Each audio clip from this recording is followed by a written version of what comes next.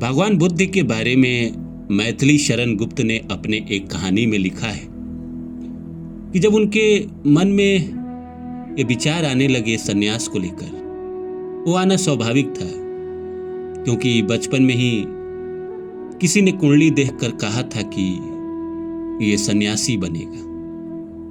तो जब जैसे जैसे वो बड़े हो रहे थे तो वहाँ के राजा जो थे, जो बुद्ध के पिता थे, उन्होंने सारी सुख सुविधाएं उनको महल में उपलब्ध कराई। इसलिए कराई कि कभी बाहर नहीं भेजेंगे तो दुनिया नहीं देखेगा, तो शायद इसके मन में वैराग्य नहीं आएगा। जब वो थोड़े बड़े हुए तो बहुत ही सुंदर युवती से, यशोधरा से उनकी शादी हुई, बच्चा भी हुआ राहुल। लेकिन एक बार उन्होंने एक बुजुर्ग को देख लिया, एक बच्चा को देख लिया, एक लाश को देख लिया। ऐसे जीवन में कुछ घटनाएं हो गई जिसके बाद उन्होंने तय किया कि अब मुझे संन्यास लेना ही है, ये राजपाट छोड़ के मैं चला जाऊंगा। मैथिली शरण गुप्त लिखते हैं कि उन्होंने अपने पत्नी से भी बात की होगी, यशोधरा से। तो पत्नी ने कहा होगा कि कहाँ आप इन सब चक्कर में पड़ रहे हैं, ये सब कोई काम है। लेकिन यशोधरा को लगता था कि बात तो वो सही कह रहे हैं, बहुत बड़ा काम है। संन्यास लेना इतना आसान नहीं होता है एक आदमी के लिए जो कहीं ना कहीं परिवार चला रहा है। उसके लिए संन्यास लेना इतना आसान बात होता नहीं है। बुद्ध ने अपने पिता से भी कहा होगा, पिता ने भी मना किया होगा, और इसी द्वंद्व में वो कई दिनों तक, कई सालों तक जीते रहे होंगे। जब उनको बेटा भी हो गया तो एक रात उनके मन में इतना ज्यादा वैराग्य पैदा हो गया कि वो बिना किसी को बताए चुपचाप वहां से निकल गए। अब निकल गए तो किसी को बताया नहीं, वो अपनाए तपस्या वगैरह किए, रहने लगे। लेकिन उनकी पत्नी यशोधरा इस बात से दुखी नहीं थी कि वो छोड़कर चले गए। इस बात से दुखी रही कि जाने से पहले उन्होंने मुझे बताया नहीं। फिर भगवान बुद्ध को ज्ञान प्राप्त हुआ और 6 साल बाद अपने राज्य लौटे तो अपने राज्य में जाकर ही भिक्षा वगैरह मांगने लगे।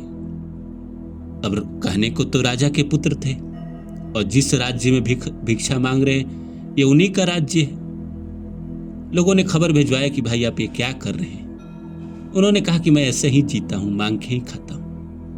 फिर किसी को कोई दिक्कत नहीं हुई, राज्य सभा बुलाई गई कि भाई राजकुमार आ रहे हैं, राजा के पुत्र आ रहे हैं। तो सारे मंत्री गण, नेता, राजा, बुद्ध के जो पिता थे, सब लोग एकत्र हुए।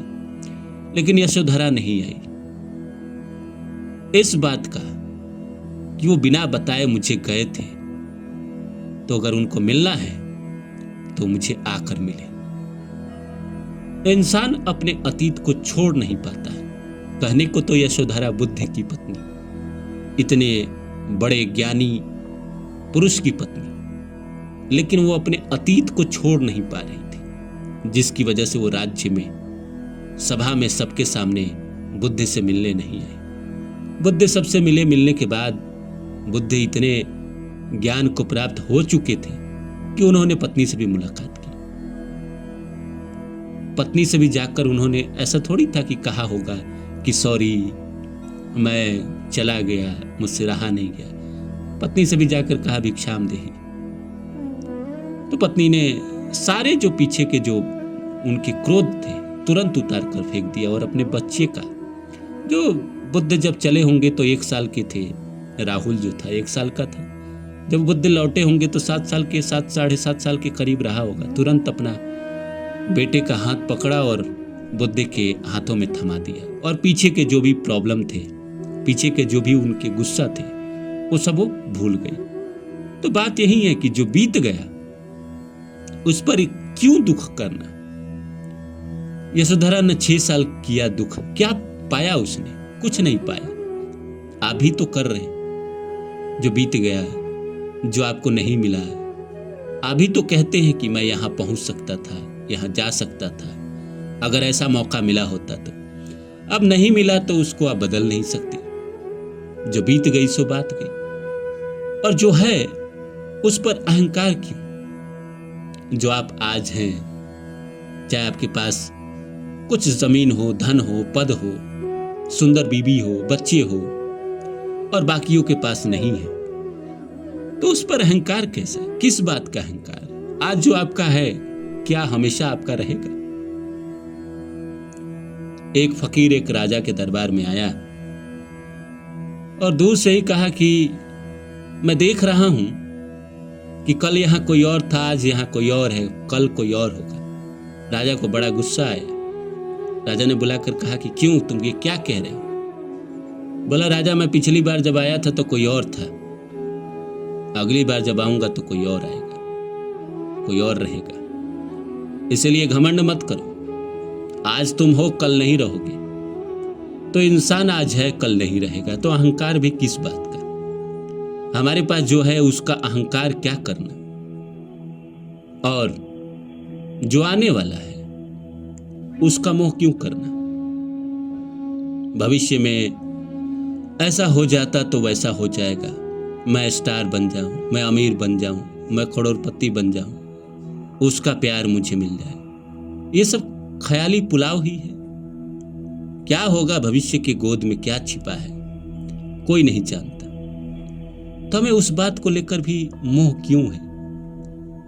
अगर संसार में इंसान अगर इन सब को त्याग दे, जो बीत गया उसको भूल जाए, जो आपके पास है उसका अहंकार न करे, और आने वाले वक्त से मोह न रखे, तो क्या इंसान के जीवन में कोई दुख होगा?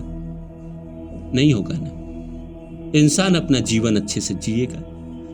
वो मानेगा कि ईश्वर ने मुझे जो कर्म दिए हैं मुझे करने हैं।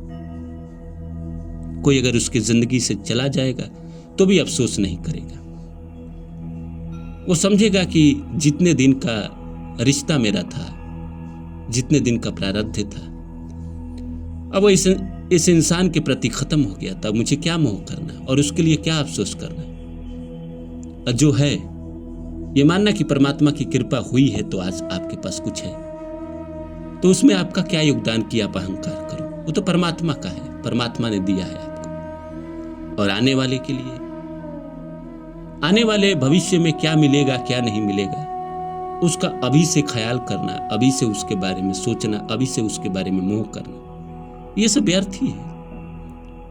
आपने ख्याली पुलाव बनाया और कुछ नहीं हुआ तो ईश्वर ने देखा कि इसके अंदर बहुत लालच है, और ईश्वर ने आपका अपना प्लान बदल दिया, तो इसलिए जो हो रहा है वो अच्छा हो रहा है, जो होने वाला है वो भी अच्छा होने वाला है। और जो हुआ आपकी जिंदगी में, आपके आसपास, आपके साथ जो घटनाएं घटी, चाहे शुभ घटी चाहे अशुभ घटी, वो सब अच्छे के लिए घटी। इस विचारधारा से अगर इंसान जिए तो इस सृष्टि का सबसे मजबूत इंसान बन जाएगा।